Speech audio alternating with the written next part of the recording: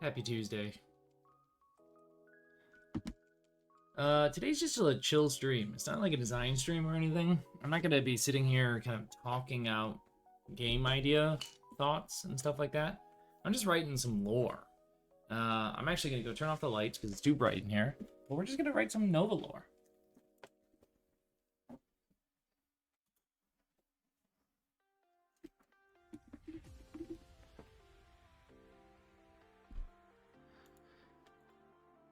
So this won't be like as interactive or as talky as my other streams. It's just kind of me sitting here thinking about Nova lore. And if you're a big old lore nerd like me, then you might enjoy watching this or reading this. To give you a sense of the goal, by the way, the goal is to eventually like incorporate a lot of this into Nova 2 and also a big lore book that I want to release for Nova eventually, which is like here's everything you need to know about the Novaverse, which can of course be like updated over time. So yeah, I'm just hanging out, writing lore. If you're watching this and you want to watch along and shout things out, or you have ideas or anything like that, then obviously feel free to do so. I don't want that. I want that to be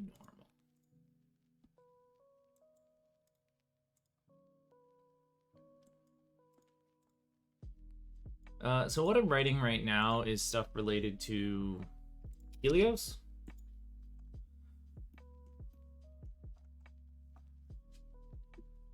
So part of the book is like the different factions of Oberyn.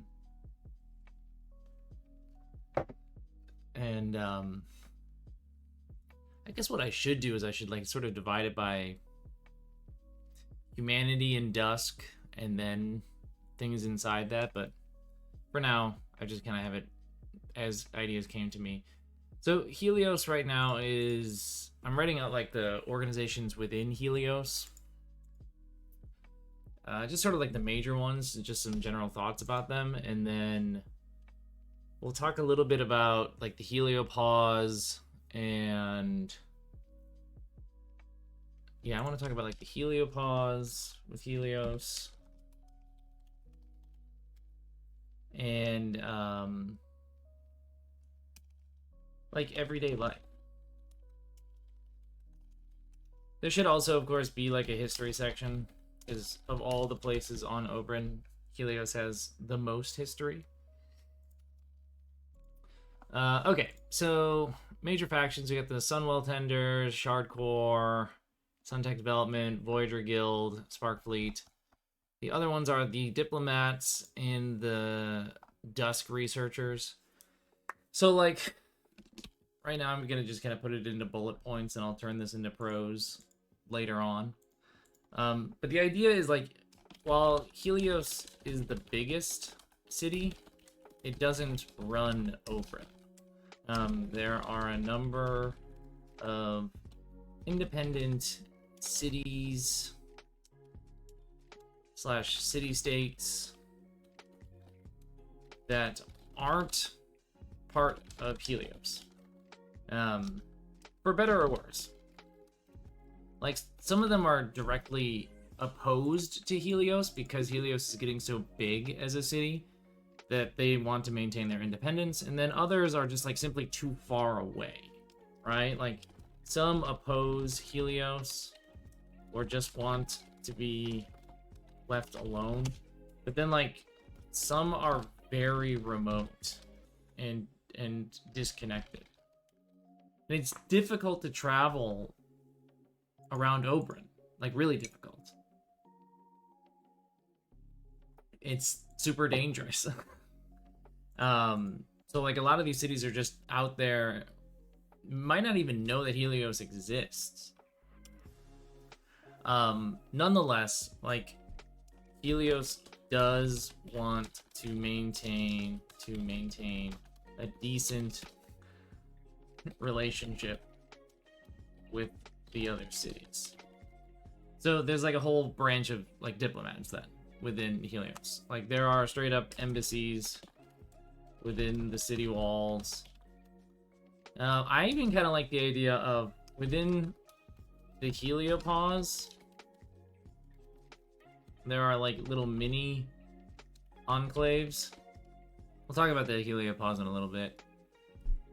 I guess the other question is like, I also like the idea of some attempt at diplomacy with the Dusk factions.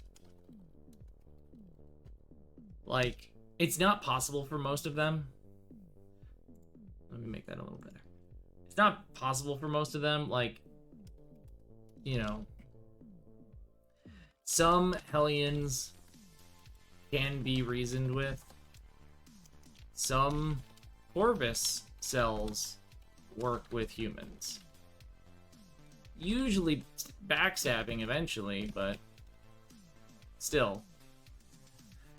Helios's goal is to stabilize Oprah. It's the first planet in the system, so it got hit the hardest when the Nova event took place. And so, as a result, it's just been a shit show on Oberyn ever since. The other planets in the system were affected, but they weren't affected nearly as badly.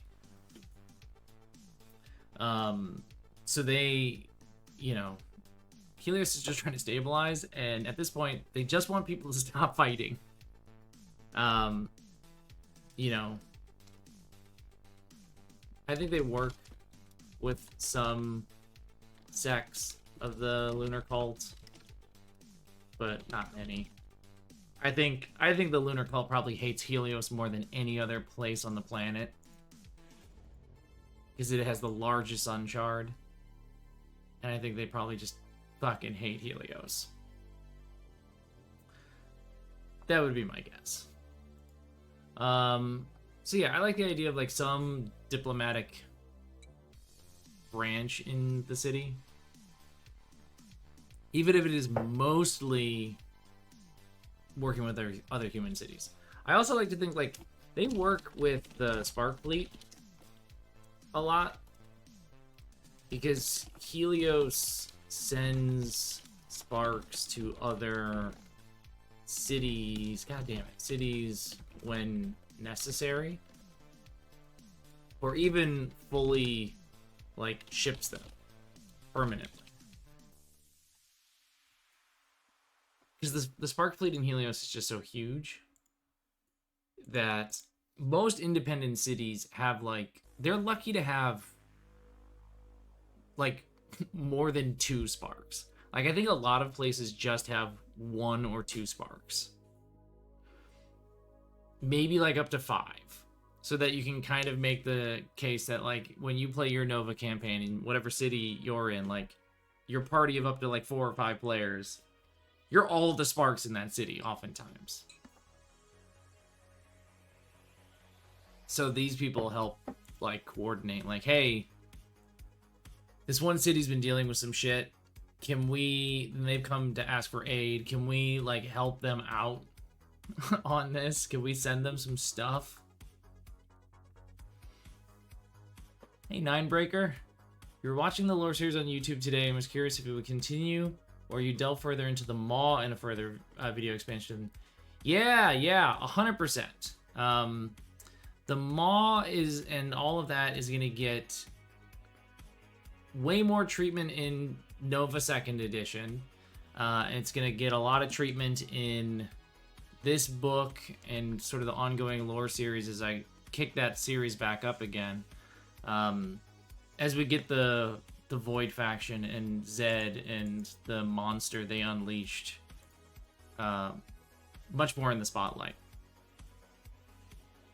It will sort of help clarify why all of this is happening in the first place. Hello. Cool. Alright, so that's the diplomats. And then, like, the last group that I want to talk about before we talk about the heliopause. What am I making? I'm not, like, making a game right now. I am writing lore for a game. So this is going to eventually be stuff incorporated into Nova 2nd Edition. And then also just a big old lore book and a bunch of videos. The Dusk researchers. Okay, so the Dusk fucks things up, and Helios wants to know why. Like, there is a reason that can't exist outside the existence of a sunwell for extended period of times. So they study, like, the flora and fauna of the Dusk. Plus, some of the factions themselves. Right? Like, they know about the Hellions, and they know about the Corvus and things like that. I almost feel like that should just be its own organization, too. Just like, nah, I feel like this kind of fits the space. Right in your corner, that's great. Am I allowed to help? I mean, you're allowed to ask, like, questions, and, like, you can throw stuff into the chat. I'm always happy to answer or think about it. Plus some of the factions themselves. So, I think, like, they work really closely with the Shard Corps and Voyager Guild. Right? Like, Shard Corps brings back stuff from pre-Nova Oberyn, worthy of study. And then Voyager Guild maps the Dusk, and these folks try and understand why the maps keep changing.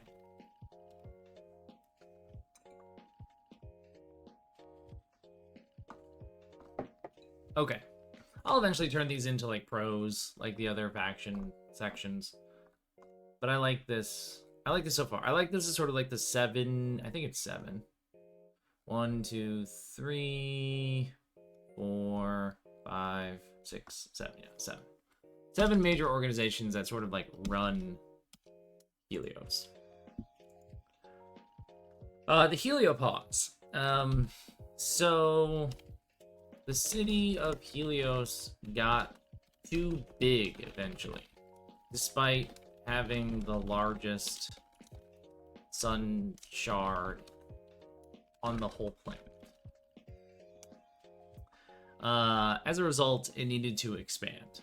So they needed to expand, and in doing so would sort of fold in other cities into their influence. So the Heliopause is a massive wall that encircles all of the territory that is considered part of Helios. And it is filled with Helios at the center and the sprawl that was made to fill it. There are a number of smaller sunwells. Thank you so much for the subscription, Ninebreaker. I really appreciate that. Thank you. Hell yeah. A number of smaller sunwells that are all linked to the main well at the center of the city. I want to see if I can find... it easily enough. Like, this is a good picture to show you sort of like what the Dusk is like. But there's a great picture that Galen made. I gotta see if I can find it. Oh, I wish I could find it easily. Galen made this really, really great piece of art to kind of like represent Helios. Can't find it easily. Oh well, I'll find it another time. But there was a really good piece of art that Galen had that that showed this off. So that's the Heliopause. it's still being expanded, but this is a slow process. You need to like identify a nearby sunwell or shard and then move the walls to accommodate the new location. And then you build the sprawl to the edge. So that's the heliopause, right? It just gets bigger and bigger and bigger. And from my understanding, heliopause is sort of like the extent by which this sun's reach goes. So that's why it's called that.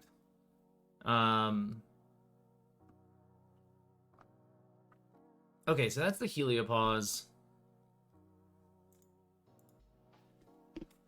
In terms of like everyday life, I'm not going to talk too much about this. I want to talk about some of the other things right now. So we'll come back to Helios later. So independent cities. There are tons of these across Oberyn. So many that we don't name them all because that's what you do in the RPG, right? Part of the RPG is like building the city, the settlement that your sparks are centered out of. So like, while there's a lot of known things about Oberyn, there's not everything known, so that there's space for you to have your campaign fit in the lore without having to like pick one of the existing cities. So Helios is still trying to expand after the Solar War, or is this before the Solar War? It is still trying to expand after the Solar War, although it is much, much slower. After it sort of realized it overstepped, it really only expands when they are invited, when they are invited to expand. As opposed to sort of the like rapid and aggressive growth that they had early in their existence.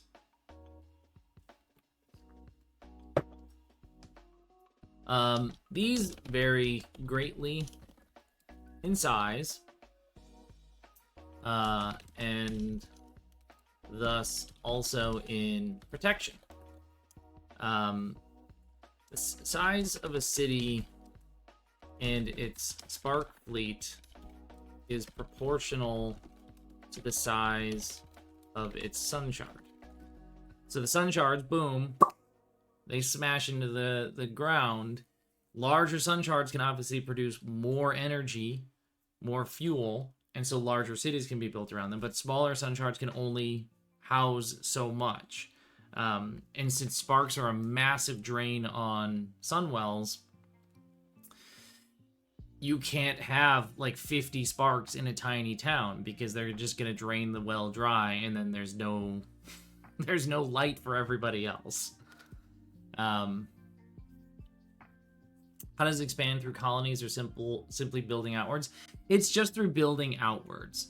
So Helios doesn't have like colonies across Oberyn. It just has it itself.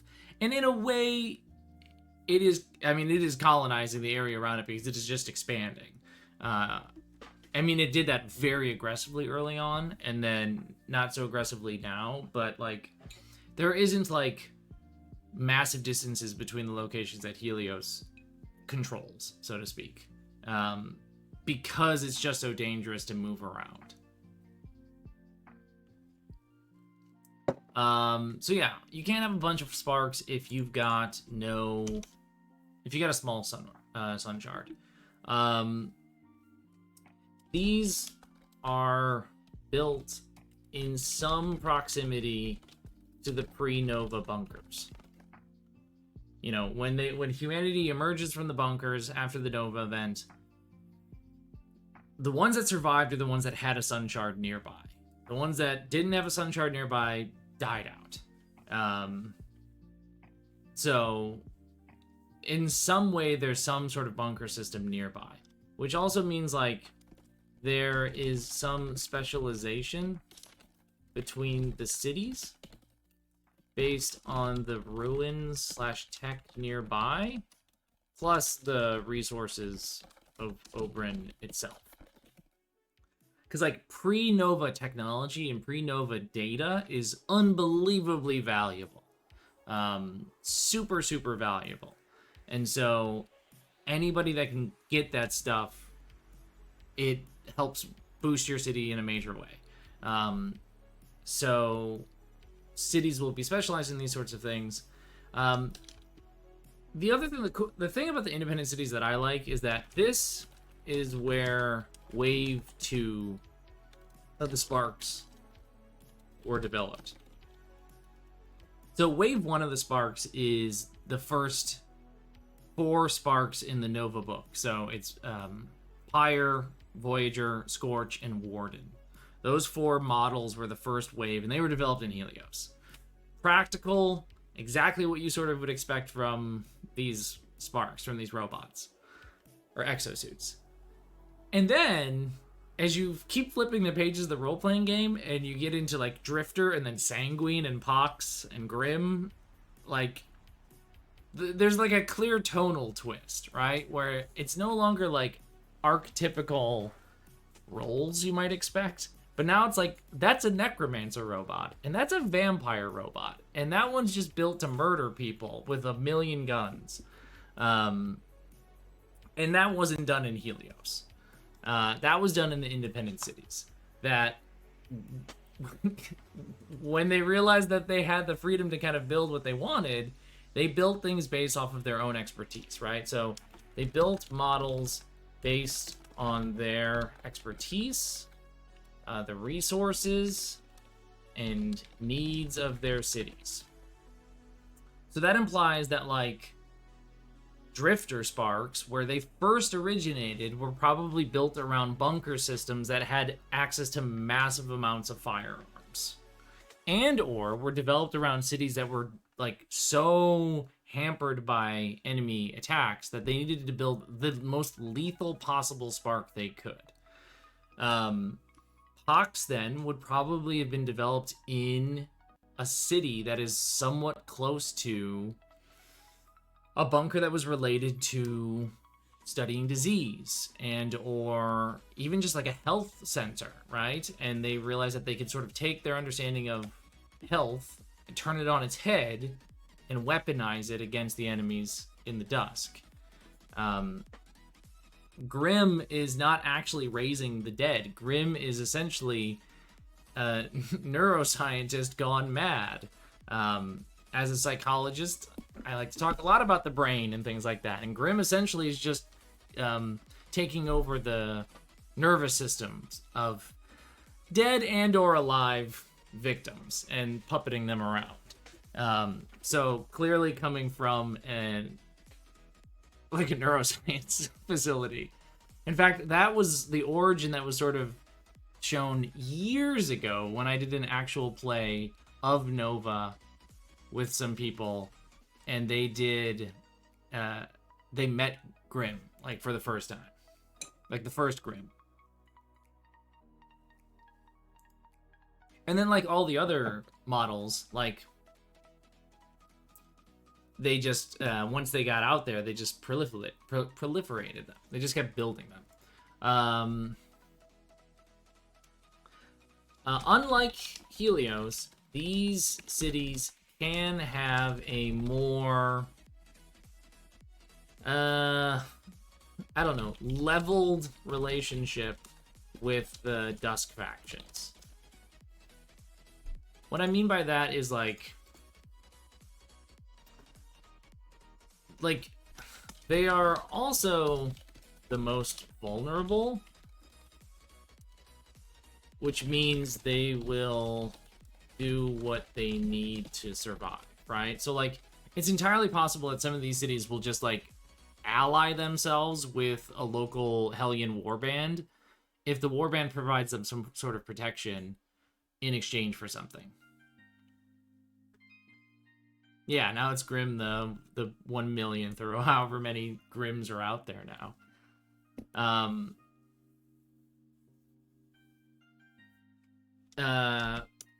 But again, the most vulnerable to the worst things happen to these cities. Right? Like, there's just a ghost city, and there is, I forget the name of it, but the city that the lunar cult literally just disappeared. And things like that. These cities come and go.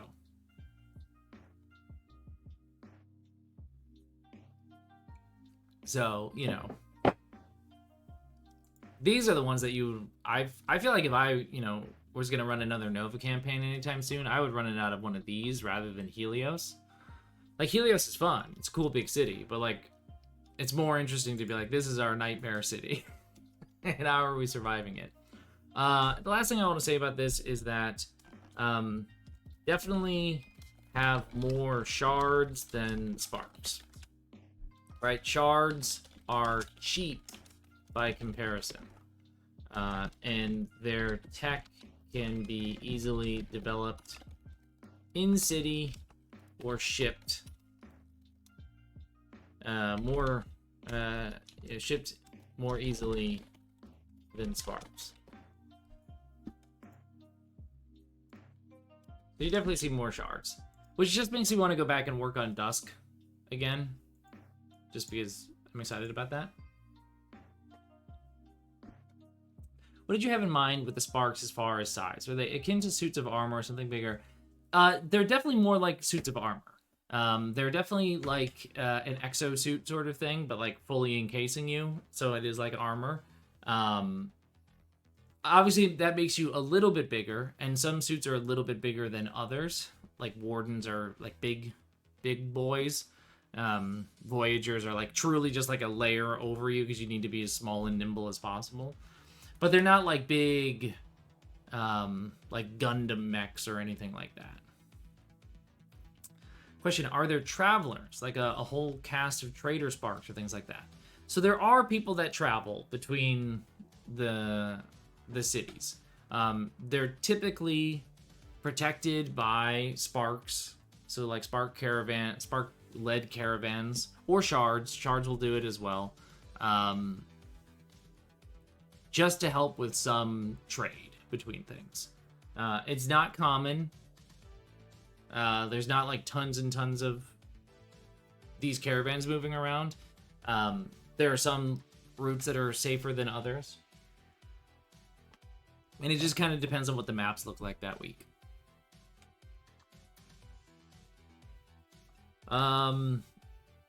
Okay. We've got all our enemy factions. We have the Shards, Ember Zed. Who do we want to talk about next? Let's talk about... let's just go into Sparks. Right, so Sparks, created to survive the dusk outside the influence of the Sun Shards. So humanity first arrives out of their bunkers, die because they just get corrupted by the warp or the void, and they need to build something to protect themselves. So like Proto Sparks were simply armor to protect against the void light, although humanity didn't know that was why they were dying. And then the Voyager was the first model designed to explore and map the dusk. As a result, Voyagers have a special place in Helios. They have their whole own separate organization. So while there's like a Spark fleet that is like most of the Sparks that run out of Helios, the Voyager Guild is their own thing because they were first, and they kind of just work independently from all the other Sparks anyway. Wave 1 comes from Helios, and that's Pyre, Scorch, Voyager, Warden. Wave 2 comes from the independent cities, as we just said. That's going to be Drifter, Pox, Grim, Sanguine, and Infernal. Wave 3, which is in development, will be in Nova 2, I think, is the, they're like the Dusk Sparks. So they're inspired by the Corvus, the Hellions, the Cultists, the Spore.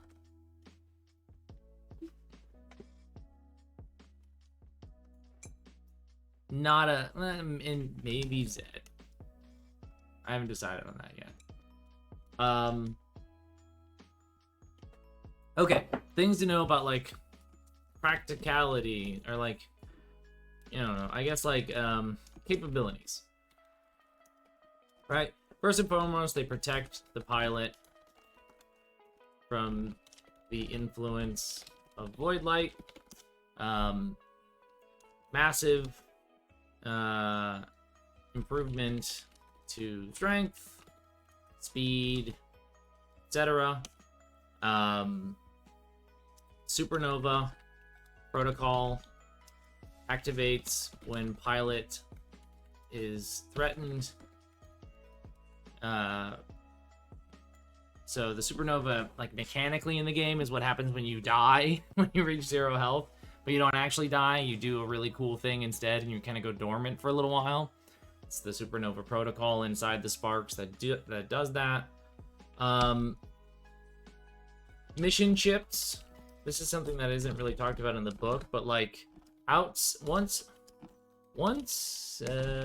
you leave the edge of a city, communication becomes near impossible. So you get, like, briefing chips that slot into your Spark that give you the rundown on what to expect. So you can't be, like, in constant communication with command back at home because the Dusk just doesn't let you. So basically, you can talk, you get to the edge of the city, and you leave, you're, like, in a black box now. And so you just slot this in, and it kind of, through your HUD system, gives you the full thing. Are all Sparks humanoid? They are, in that, like, it's a human pilot inside of it. So they're all designed to look humanoid to a certain degree, right? Just so that the pilot can kind of comfortably use it. Like, I guess there's nothing stopping you from making a, like, dog Spark, and then your pilot's just on all fours. You could do it.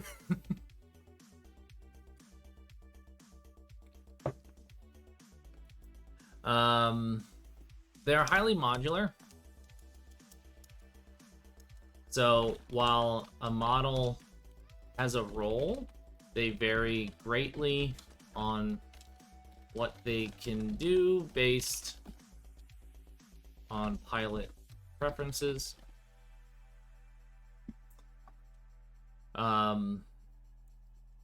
They run on fuel granted to them by the Sunwell tenders of their city. This is a big cost. And so using Sparks isn't something done lightly. Sparks can regenerate their fuel out in the field, but, like, filling up in the beginning is a decision that has to be made. This is why there's not just, like, tons and tons of Sparks out in the world all the time. Because, number one, it takes a lot of resources to build a Spark in the first place. Plus, you gotta teach the pilot how to use it. And then on top of that, you have to decide, like, do we want to, like, tap into the Sunwell and hope that they come back with fuel to put back in the Sunwell? Because if they don't, we just lost some of our, like, our city's long-term existence. So that's, like, that's an important thing to note about them. Yeah, they have pilots, exactly. Yeah, so they're not like yeah, they're not like AI controlled or like remote controlled from afar. There's like a person in there. And the reason there's a person in there is because um it's just there's no ability to transmit information cleanly out in the dusk. And so any attempt to try and pilot it would be like it just wouldn't work very well. Like simple machines can kind of be piloted, like really simple drones that like the shards use. Um, but sparks are just so complex that they require a sort of human element to them. I kind of want to talk about the embers a little bit since we're talking about sparks, and the embers aren't talked about very much because I mean they're not in the book. They're not in the core book. They're going to be in the future. Let me see if I can find embers. Here we go. They're like disgraced spark pilots. So these are people that used to be spark pilots and then they like stole some of the spark suits and or they got a piece of a spark suit and they're using it even though they're not a full-blown spark. So these are people that wield pieces of spark suits but not a full-blown set. They could be like ex-pilots that turned against their city. They could be thieves that stole spark tech at some point in time. They could just be people that managed to kill a spark and tear it to pieces. There are people that could have robbed one of the spark repair bays in the dusk. So there's all these sort of like isolated repair stations out in the dusk for the sparks to go to fix themselves out before if they don't feel like they can get back to the city in time. But like when they're in there, they're completely vulnerable. So like they have automated defenses and stuff, but like they can get overwhelmed. Some smart cultists could easily get in there, kill the pilot while they're unconscious or getting repaired, and then just rip the thing to pieces.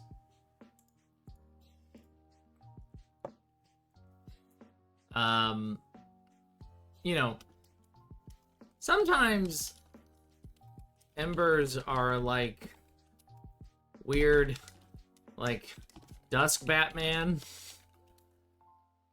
playing vigilante. But mostly they are baddies. Mostly they're not well regarded. Okay, so then who are the shards? The shards are another branch of humanity's defenses. Much more plentiful than sparks. Think of these as like spec op type soldiers. Yeah, they basically are like weird Batmans.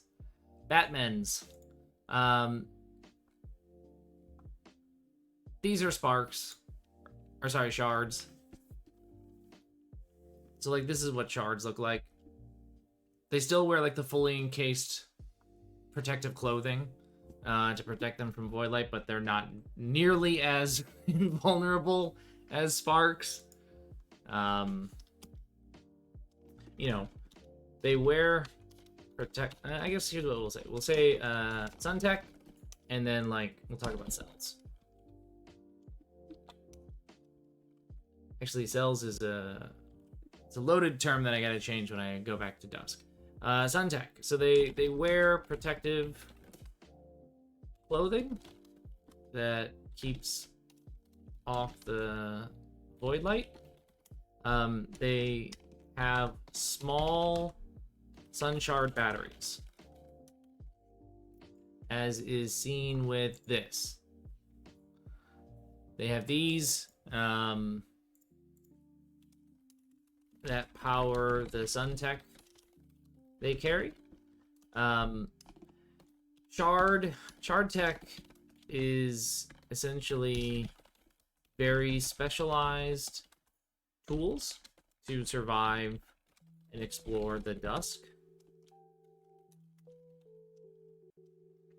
And then they have, like, you know, relatively straightforward weapon or straightforward weaponry that can be overpowered with sun shots.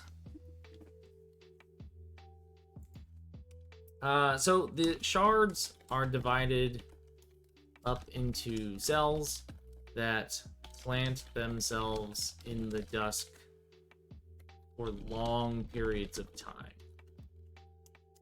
They take on jobs related to recon, recovering things from old ruins, tracking enemy movements, some attacks, though not many because they're really vulnerable to being killed. They're not nearly as powerful as sparks.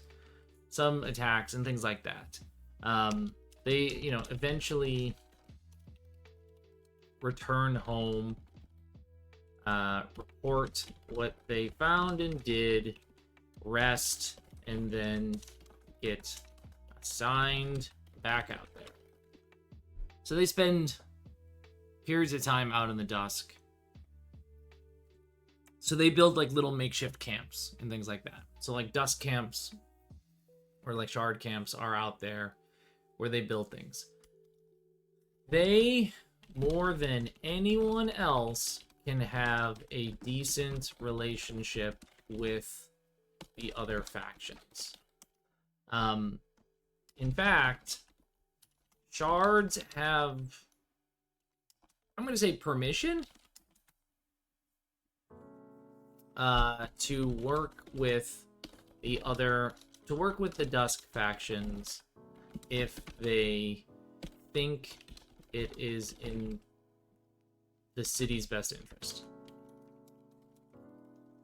This means that, like, they can technically be hired by, like, the Corvus to go do something. Like, if the Corvus or a lunar cult or something finds the shards and they approach them under the guise of, like, hey, you've got a Hellion problem. We also want that Hellion problem dealt with. If you help us with this, we'll give you something. So shards, as a result, they're not, like, the most trusted by a lot of people because they can get corrupted, right? Huge trust issues because they can be corrupted, right? And we just have to look at things like right, like, oops.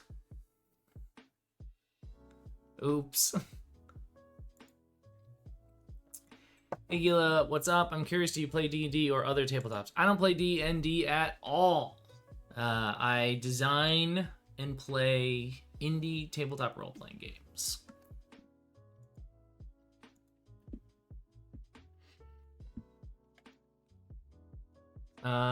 Okay, huge trust issues with these folks. Would a Star Wars evil D&D campaign maybe interest you to join? I appreciate the offer, but I would pass for a couple of reasons. One is I don't play D&D. I really actually hate D&D, if I'm going to be honest with you. Two is I just typically only play with folks that I, like, am really close with and friends with, and that largely has to do with, like, anxiety issues. So I appreciate the offer, but I would pass. But thanks for asking.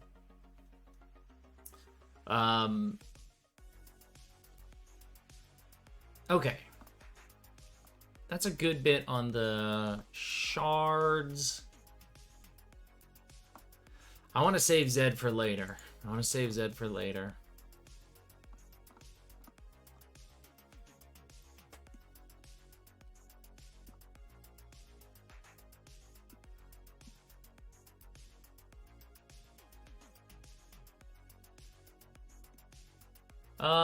Okay. Let's talk a little bit about Spore, why not?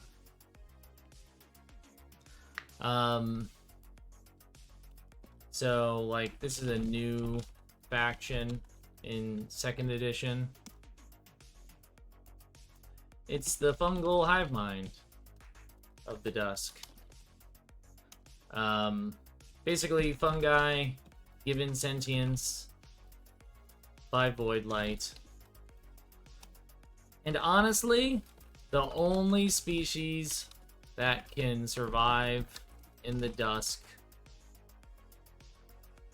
Period. Period. They're the only ones that can. Thanks for hanging out.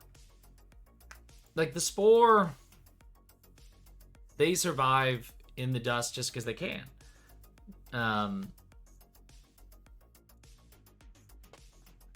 So if anyone's gonna win, so to speak, Nova, it's probably the Spore. You know, they shape and change and develop forms as necessary. So there's a bunch of different types of Spore. As you can kind of see here, some of the examples of some of these types. They also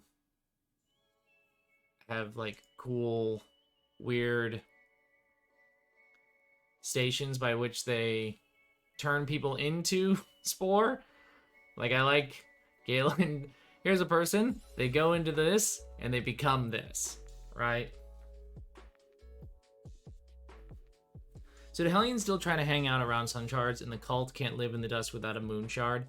Yeah, that's a good question. So yeah, like, because Hellions traditionally camp near enough to sun shards that they don't get like completely fucked up by them,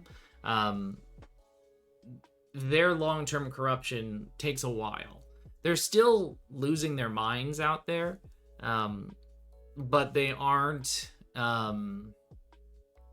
It's not as rapid as if you went out into like the deepest parts of the dusk, which is where the cult is. But as you pointed out, the cult has moon shards, and they can use that as essentially it's their own protection against the void. And it's not even really that they're being protected. It's that it's just changing them in different ways than everybody else. So if we were to look at like a lot of the cult people, they have lots of like cybernetics and things like that. And there's a reason the lunar cult has so much cybernetics. It's because their bodies are literally just like falling apart out there. So they replace the parts of themselves that become too warped beyond use with the cybernetics. So that's why so many of the lunar cultists are decked out like this, because this is how they can survive.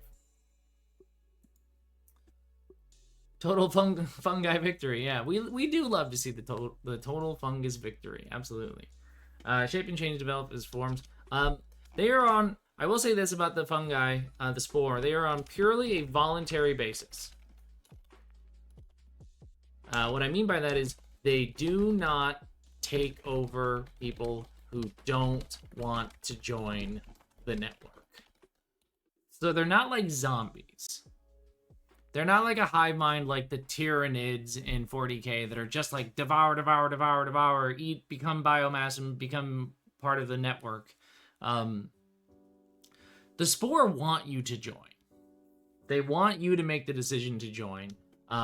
They seek people with certain expertises.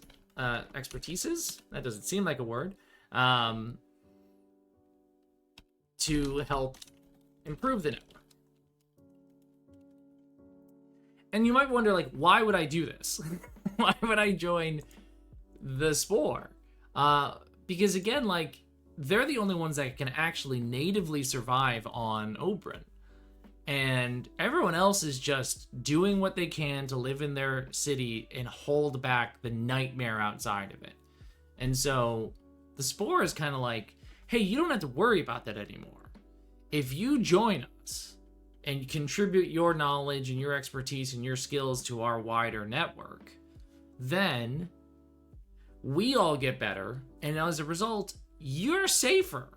Because you can now wander out into the dusk, and it's going to be totally fine for you. You won't get warped and changed. And you're now part of our large network of friends.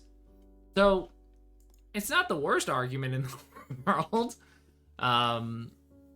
to join the Spore. But they're like a relatively new faction, and the reason they're new is they have been activated by the arrival of Zed.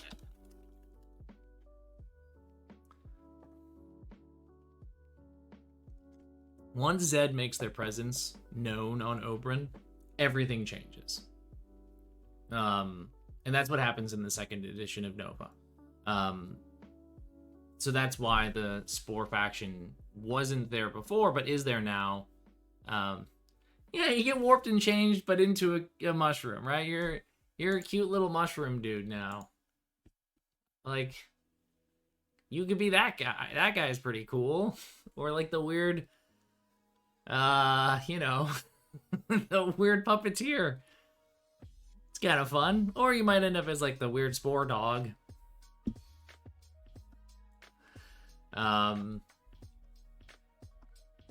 Cool. I can't wait to make like an actual map. That's in the future though. All right, I think this is probably a pretty good spot. Been going for about an hour and got some good words down for lore. The thing's many pages long right now, so we got a lot. We got a lot of lore written, but we got a lot more to write. And I guess that also means I should be doing the work on the actual book, the rule book for Nova. I will. I gotta finish loot first.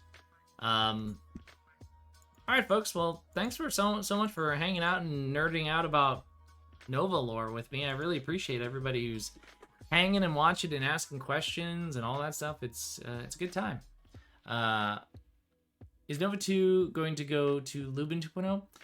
You know, I haven't made that total decision yet. Because, I mean, effectively, there's no dice in combat already in Nova, right? So, like, it's pretty much there. It's just the non-combat stuff that still has the D6 dice pool. So, I haven't decided yet if it's going to be totally moving into the diceless or just kind of a refined version of the original rules. Cool. Well, I'm gonna keep doing more of these lore streams because they're really fun for me. And then also I'll get back to actually making lore videos once I get more like solid stuff written. And as we get closer to like Nova 2 becoming the active project. Loot's the active project right now. Dragon Slayers and Nova 2 will be the active projects for 2025. The big ones. All right, that's it. I'm gonna head on out. You folks have a great rest of your day, and I'll see you soon. Bye.